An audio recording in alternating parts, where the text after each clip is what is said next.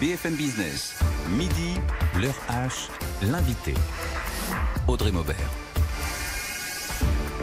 En direct avec nous dans l'heure H, Marie-Laure Leclerc de Souza, directrice Leasing Market Advisory chez JLL France. Bonjour, merci d'être avec nous en direct dans l'heure H.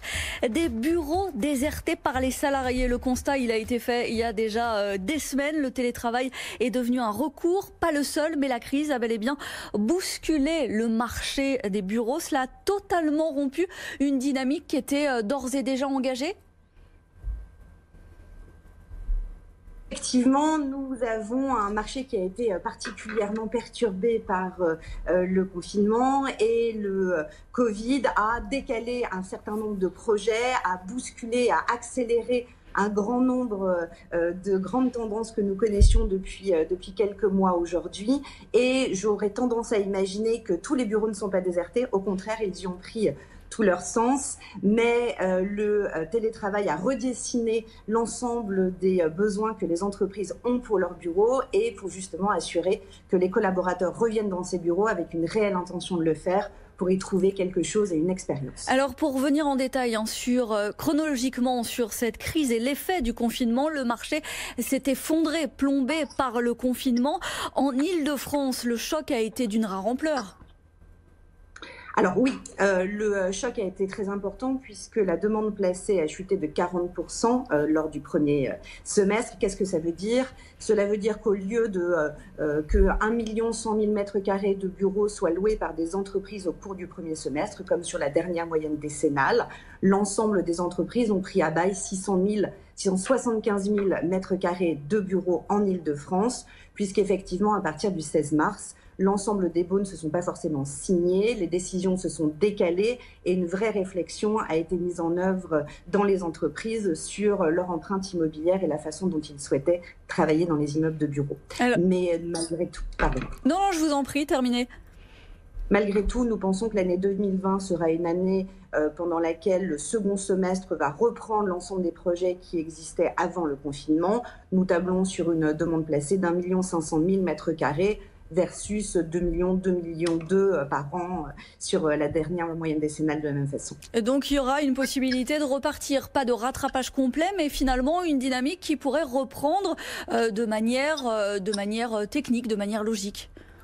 Exactement. De manière technique, l'ensemble du marché s'est déjà remis en œuvre. De nombreuses visites ont eu lieu, les entreprises prennent des décisions. Donc effectivement, nous ne rattraperons pas ce que nous avons perdu pendant 2 mois et demi de confinement, mais nous allons rattraper un certain niveau malgré tout de dynamisme et nous tablons sur une année 2021 quasiment à l'identique des années précédentes. Sur les mois écoulés, est-ce qu'on pourrait revenir dessus? Est-ce que ça a eu un effet sur les prix et sur les loyers également? Ou alors là, comme ça a été mis entre parenthèses, ça n'agit pas véritablement, mais avec la reprise, est-ce qu'on peut imaginer que ça puisse servir d'élément plombant qui pourrait tirer vers le bas les loyers ou au contraire dynamiser un peu plus?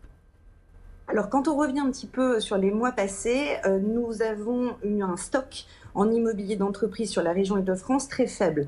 Le marché avait été très dynamique sur les 3 dernières années. Et donc, dans Paris Intramuros, notre taux de vacances, donc la différence entre le nombre de m² disponibles et le stock, n'était que de 2%. Donc, l'ensemble du stock était très tendu, des difficultés d'ailleurs à trouver des bureaux, ce qui n'était pas forcément le cas en première couronne et avec des fortunes diverses en fonction des différentes communes et des différents lieux. Donc, les prix n'ont pas immédiatement connu de mutation et de mouvement pour la simple et bonne raison aussi que les baux commerciaux sont des baux longs. Ce sont des baux de 9 ans, résiliables parfois tous les 3 ans, mais des baux malgré tout longs. Donc tout ne s'est pas arrêté, les baux continuent avec des négociations qui ont eu lieu avec les bailleurs pour justement trouver un équilibre entre situation économique compliquée et aussi besoin pour les investisseurs de continuer à toucher leur loyer.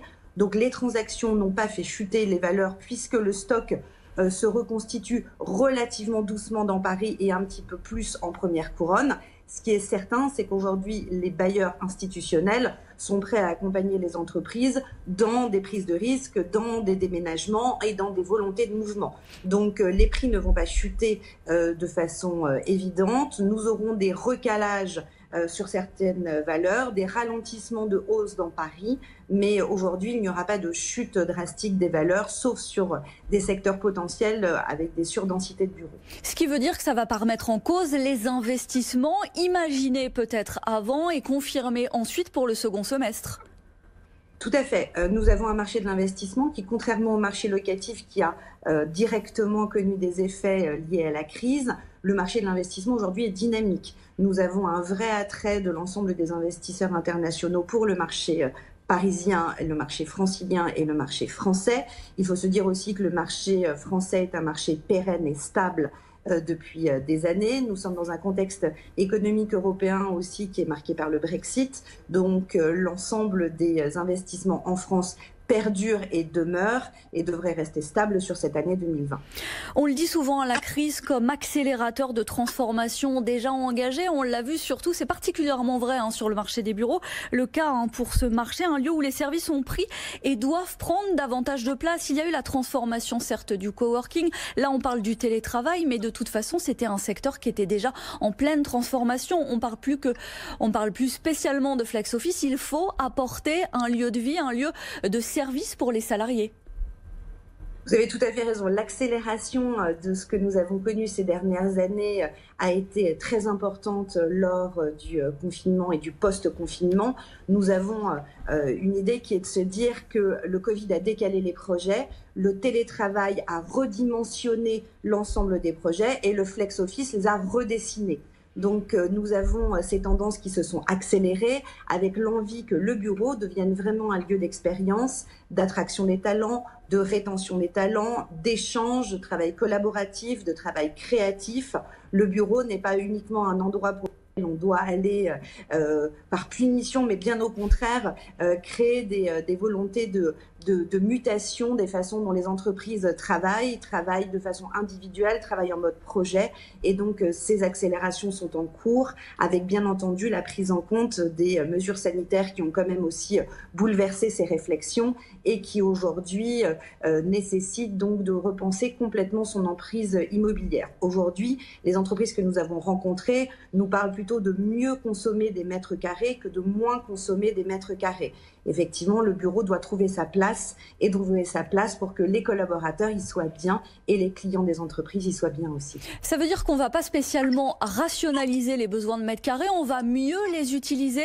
Et deuxième partie de ma question, ça veut dire aussi que les bureaux sont devenus pour les entreprises un levier d'attractivité pour attirer justement les talents dans l'entreprise ? Tout à fait. Aujourd'hui, les jeunes diplômés ne vont pas uniquement regarder les salaires qui seront proposés ou les possibilités de carrière, mais dans quel espace travaille-t-on ? Est-ce que le télétravail aussi, qui est en cours de mise en place de façon plus importante, est utilisé par l'entreprise? Est-ce que la mobilité est utilisée par l'entreprise? Qu'est-ce qu'on fait au bureau? Qu'est-ce qu'on attend de moi au bureau? C'est vraiment la question qui se pose aujourd'hui chez les nouveaux diplômés et aussi sur certains domaines d'activité dans lesquels le marché de l'emploi est très tendu. Donc le bureau devient vraiment un espace de vitrine pour l'entreprise de son savoir-faire, de son savoir-être. De la même façon, il donne aussi envie à des collaborateurs de venir, d'y passer du temps pour justement échanger, créer avec les autres membres de l'entreprise des synergies qui n'étaient pas forcément évidentes quand on n'est pas sur un espace physique. Et donc le bureau est en train complètement de changer, de muter pour laisser la place au travail individuel, au travail collectif, au travail créatif, au travail collaboratif, pour amener une valeur ajoutée différente à l'ensemble des réunions qui pouvaient jusqu'à présent être considérées comme de la perte de temps et pas uniquement de l'efficacité. Donc on va beaucoup plus sur de l'efficacité et la raison pour laquelle on est au bureau. Pourquoi se réunit-on? Pourquoi a-t-on envie de venir tous ensemble travailler? De l'efficacité, ça passe aussi par la distance domicile-travail. Est-ce qu'on peut imaginer que les bureaux se rapprochent finalement des lieux de vie? On est un système un peu différent. On quitte les centres très urbains pour aller dans des villes plutôt moyennes. En fait, qu'on redistribue l'espace.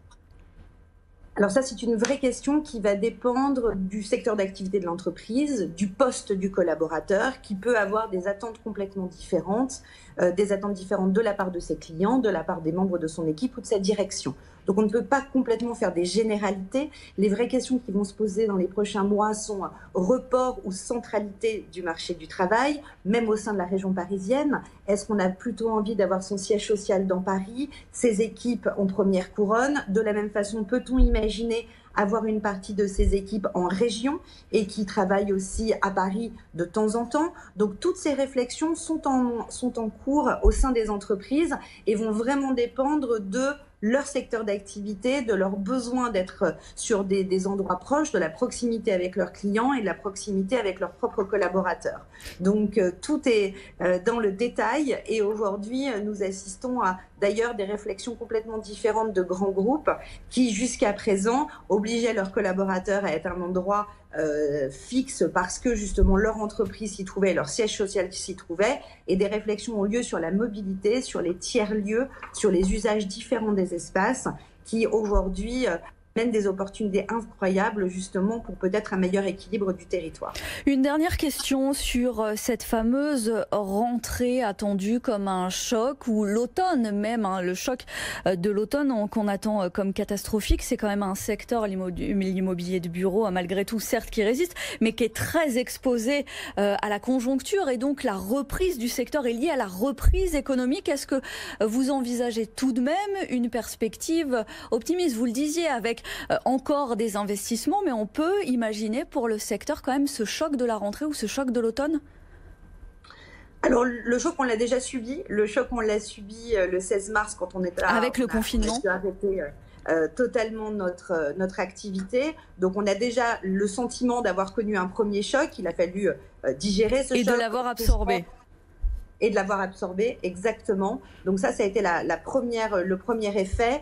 Nous avons donc retravaillé avec toutes nos entreprises, avec tous nos clients, en créant beaucoup de liens pour comprendre la façon dont on pouvait les accompagner sur ce premier choc. Donc on a mis en place des offres liées à la réentrée dans les bureaux, à l'imagination des nouveaux bureaux. Donc ce premier choc a déjà eu lieu. Pour nous, il est déjà en cours. Nous avons des liens très proches avec nos clients. Nous avons essayé d'anticiper avec eux les impacts sur l'immobilier, des propres impacts que leurs clients et que leurs objectifs connaissaient donc avant l'été. Donc je pense que nous avons déjà assez fortement anticipé ce prochain choc que nous attendons au mois de septembre, sachant que les prémices sont déjà en cours et en même temps nous avons des indices et des feux verts assez importants sur le marché qui nous permettent d'imaginer que le marché va être dur, qu'il va falloir encore inventer des nouvelles choses pour pouvoir accompagner nos clients pour passer cette crise, mais nous ne pensons pas que le choc va être encore plus fort à la rentrée. Merci Marie-Laure Leclerc des Souza d'avoir été avec nous dans l'Heure H. Je rappelle que vous êtes directrice Leasing Markets Advisory de JLL France.